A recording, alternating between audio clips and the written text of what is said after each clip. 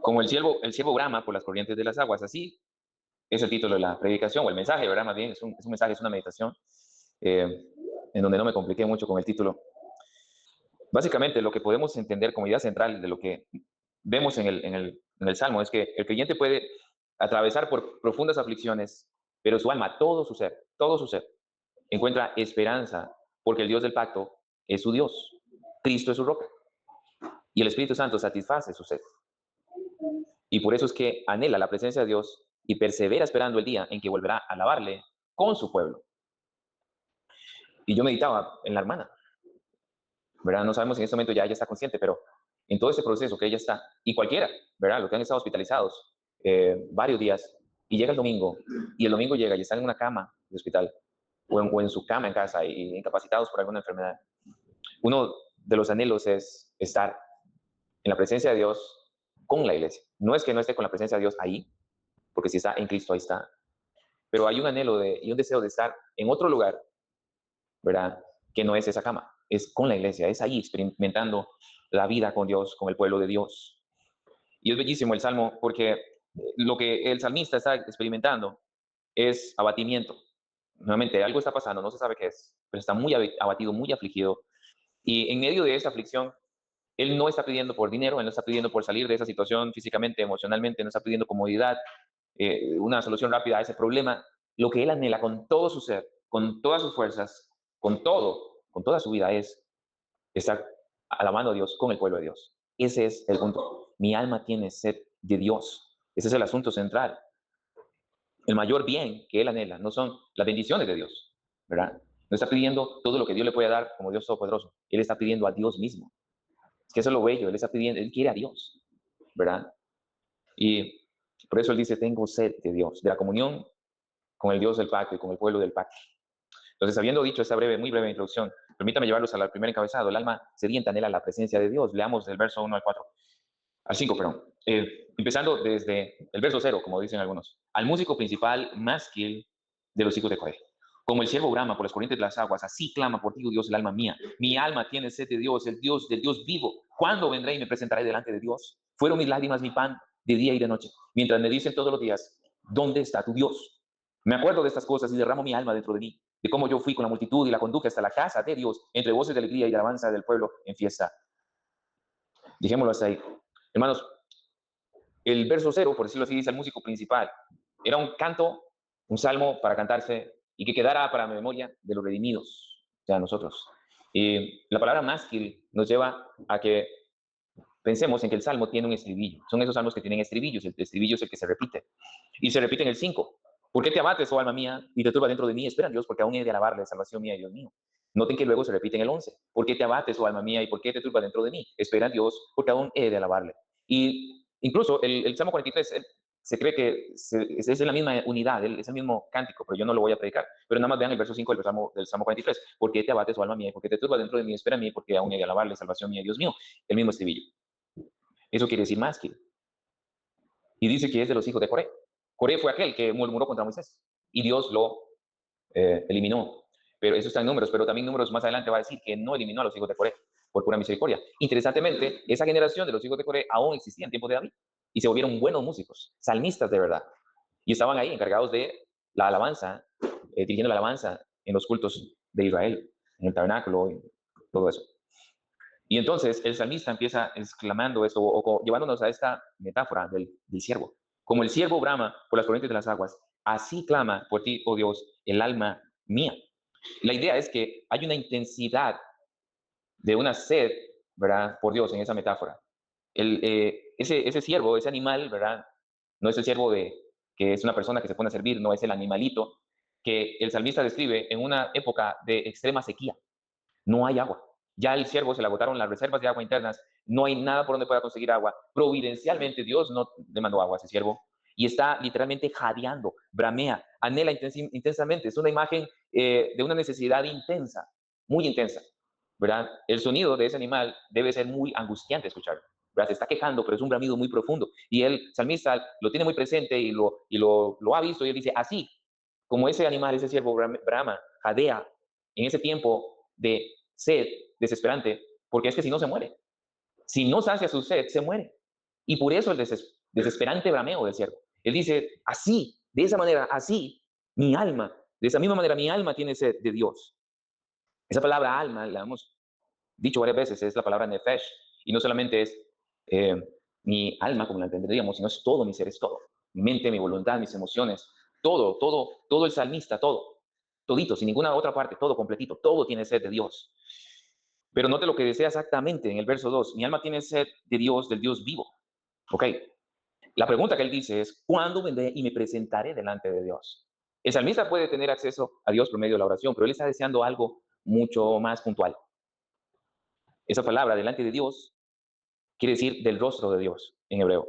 Está anhelando la presencia de Dios en la adoración pública. Y eso es muy importante. Yo meditaba en ese salmo y escuché la predicación del pastor Diego del domingo y es el contraste de esas personas del capítulo 1 de Ageo. No querían esto. El salmista es la antítesis, por decirlo así. Él anhela eso con todo su corazón. Presentarse a alabar con Dios, con el pueblo de Dios en adoración. En el tabernáculo, en este caso, porque aún no se había escrito construido el templo. Es la adoración pública. Y lo confirma el verso 4. Me acuerdo de estas cosas y derramo mi alma dentro de mí. ¿De qué se acuerda el salmista? De cómo yo fui con la multitud, pues hablando de la congregación, y la conduje, ¿a dónde? Hasta la casa de Dios. Él los llevaba a la multitud, los dirigía a la casa de Dios, el tabernáculo en ese caso. Pero no solamente eso, lo hacía con gozo, entre voces de alegría y de alabanza del pueblo en fiesta. Había alabanzas, será el culto a Dios. El salmista está anhelando estar delante del rostro de Dios, congregado con el pueblo de Dios, alabando a Dios. Él anhela ese momento sin igual que no puede experimentar fuera, lejos del pueblo del pacto. Él dice, yo quiero eso, yo quiero eso, yo quiero experimentar al Dios del pacto cuando estoy con el pueblo del pacto, alabando al Dios del pacto. Con ese gozo y con esa alegría y con esos cantos, yo quiero estar ahí, eso es lo que quiero, de eso tengo sed, esa es la sed que él tiene. Eso es lo que él desea exactamente. Ahora, el Salmo no nos dice por qué estaba impedido de congregarse. Podría haber existido una causa ceremonial que estuviera impuro, ¿verdad? En el Nuevo Testamento tenemos algunos casos, la mujer con el problema sirofenicia, eso, ¿verdad? O el flujo de sangre, eso la impedía a ella tener una comunión con el pueblo de Dios y no podía entrar al templo, en ese caso, a alabar. No podía tener comunión con nadie, no podía ser abrazada porque ella era impura. No sabemos qué era lo que le estaba pasando al salmista, no sabemos si era algo ceremonial, como alguna enfermedad impura en él. Pudo haber sido algo geográfico, él estaba en una situación que estaba lejos de Jerusalén y no podía venir a adorar, algo se lo impedía, tal vez persecuciones. Sí fue David el que lo escribió y de repente estaba en el proceso perseguido por Absalón, por alguna cuestión política. Lo que sí nos dice es que la privación de la adoración corporativa le produjo una profunda aflicción. Él no podía, algo se lo impedía congregarse. Lo que él anhela es con todo su corazón congregarse, pero no por religiosidad, sino porque sabe que ahí hay una experiencia espiritual con Dios especial, sin igual, porque Dios había prometido desde Éxodo que Él iba a venir a visitarlos en el tabernáculo. Ahí va a estar su presencia, ¿verdad? En ese lugar.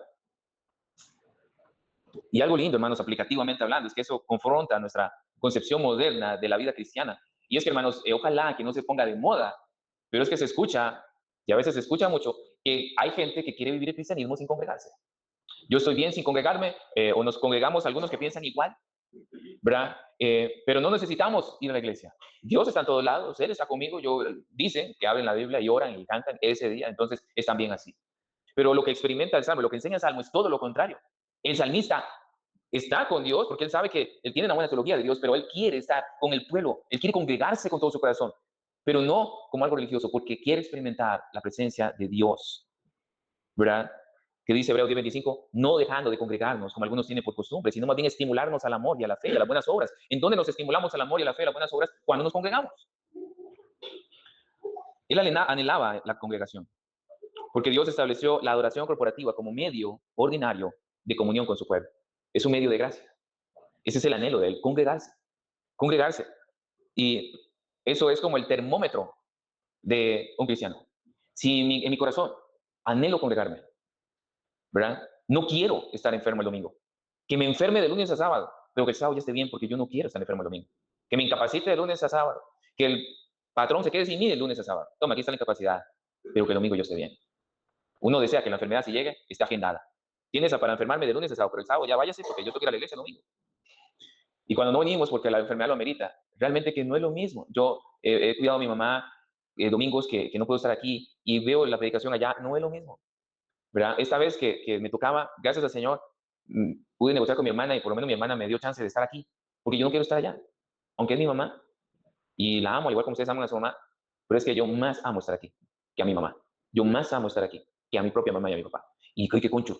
No, es que el que es cristiano lo entiende. Tengo 6 días para ir a ver a mi mamá, a mi papá. Pero es que hoy estoy con la familia de Dios, con mi verdadera familia, la familia que veré en la eternidad y donde experimento la presencia de Dios y vengo a adorar a Dios independientemente si enseño o no, ¿verdad? Es precioso estar acá. Esa es la sed del salmista. Tengo un sed por eso específicamente. Quiero eso. Y de verdad que esto tiene que llamar la atención del cristiano, porque eso es como una parte B de la predicación del domingo, ¿verdad? O sea, cómo es de verdad un termómetro el desear congregarse. Como decía el hermano el domingo, vas a pasear, está bien, pero ¿tienes ya definido dónde congregarte? ¿A cuál es la iglesia más bíblica? Cerca de donde usted vaya a pasear, donde usted vaya a congregarse, porque no puedes estar sin eso el domingo, aunque te vayas de paseo. Es que ese es el asunto. Anhelo eso. Con todo esto que él está experimentando, él ahora nos va a decir qué hacer mientras ese deseo llega.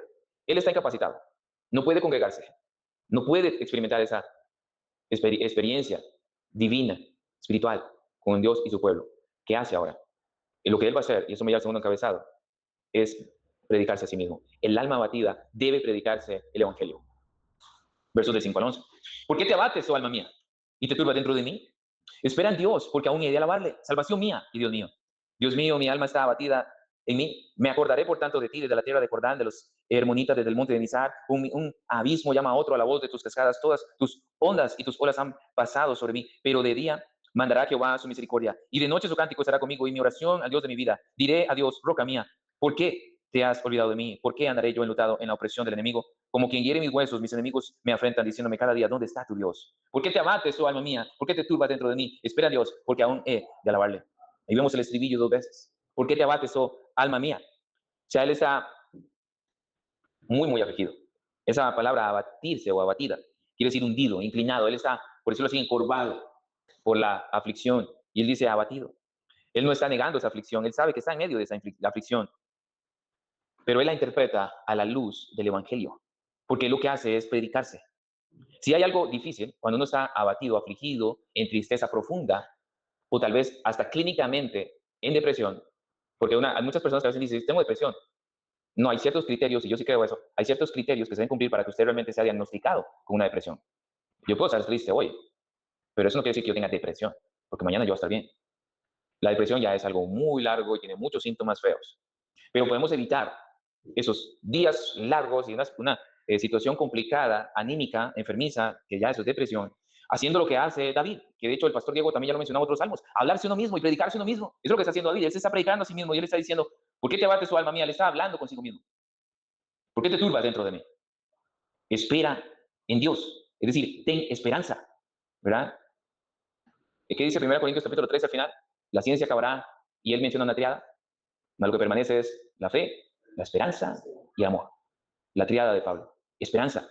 Porque en nuestro Dios nosotros tenemos algo que el mundo no tiene. Esperanza. Esperanza en Dios, ¿verdad? No sabe cuándo Dios lo va a sacar de esa situación. Él confía en las misericordias de Dios, ¿verdad? Él sabe que Dios es misericordioso. Él sabe también que en la providencia de Dios, como él dice, vienen olas para allá y olas para acá. En la providencia de Dios, él está pasando por eso. Pero él sabe que Dios sigue siendo misericordioso. Él recuerda que Dios es misericordioso. Él dice en el 6, me acordaré, por tanto, de ti. No podemos no usar la memoria, hermanos, cuando estamos en aflicción. La memoria es buena, pero para acordarse de lo bueno que ha sido Dios y de sus misericordias pasadas, y si Dios ha sido misericordioso ayer, va a ser misericordioso hoy y lo será mañana. Él sabe eso, dice el 8, pero de día mandará Jehová su misericordia y de noche su cántico estará conmigo, mi oración al Dios de mi vida. Si él tiene esa esperanza, él conoce a este Dios, no solamente la experiencia personal, yo creo que también el salmista tiene en mente la memoria de su propio pueblo Israel y cómo Dios ha trabajado con Israel y ha estado con Israel y ha sido fiel a Israel. Por eso cuando él es confrontado con esa pregunta que suena otra vez en el 10, como quien dice, diciéndome cada día, ¿dónde está tu Dios? Los enemigos no le están cuestionando a David si Dios existe. Ellos no están negando la existencia de Dios. Ellos están diciendo, el Dios tuyo, que para usted existe, ¿en dónde está? Y meditando en eso, es lindo darse cuenta que lo que esos enemigos del salmista lo están confrontando es en su teología. ¿Dónde está ese Dios fiel? Están atacando la fidelidad de Dios.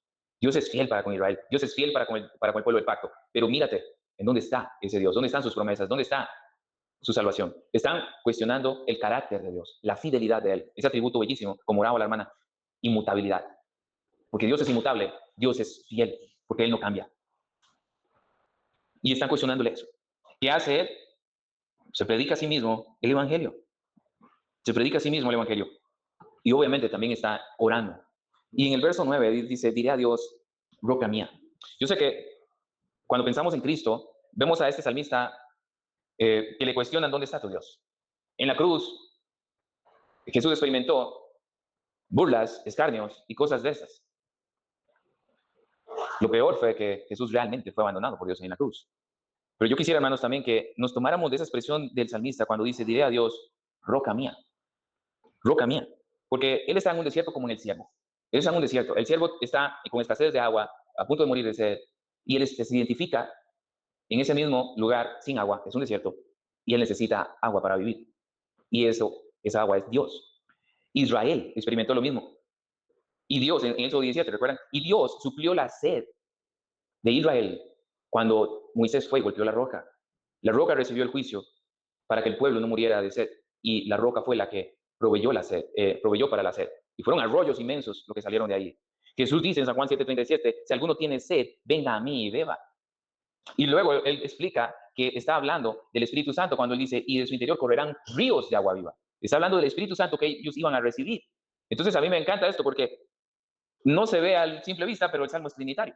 Cuando uno lo conecta con el Nuevo Testamento y lo aplicamos a nosotros, como por el sano filtro del Nuevo Testamento, porque el salmista está buscando a Dios, Dios Padre. Pero la roca es Cristo, Él es nuestro Salvador, Él es el Dios de nuestra salvación. Y el Espíritu Santo es aquel mediante quien Cristo comunica el agua viva al creyente. La sed la sacia el Espíritu Santo. Ahora, pensemos otra vez en el verso 4. Me acuerdo de cómo yo fui con la multitud. Él extraña la adoración comunitaria. Y digo eso para traerlo a la aplicación. Nosotros tenemos todavía una mayor razón para anhelar congregarnos, y esa adoración comunitaria. Porque Jesús dijo en Mateo 28, yo estoy con vosotros todos los días hasta el fin del mundo, en el verso 20 dijo eso. Y en Apocalipsis encontramos una imagen preciosa de Cristo por medio de sus iglesias. En el capítulo 1 se nos presenta a Jesús como el Hijo del Hombre en medio de los candeleros. Y en los capítulos 2 y 3, Cristo habla a las iglesias, las conoce, las corrige, las exhorta y les promete su presencia. Cristo comunica su presencia precisamente de esa manera como Señor, dándonos conocimiento y vigilando las iglesias. Él las vigila, las supervisa. O sea, Él está por medio de su Espíritu Santo.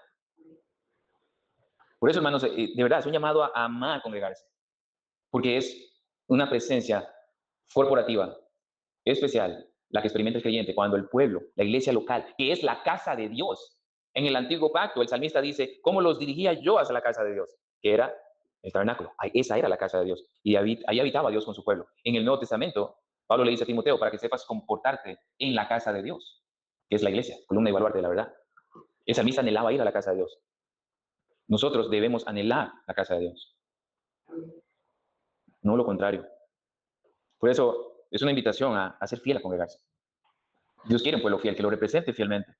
Es redundante, pero cuando nos congregamos, cantamos juntos, leemos la palabra juntos, oramos juntos, participamos de las ordenanzas juntos, recibimos la palabra juntos, escuchamos la voz de Dios juntos por medio de la palabra leída, explicada y aplicada, y contemplamos a Cristo juntos.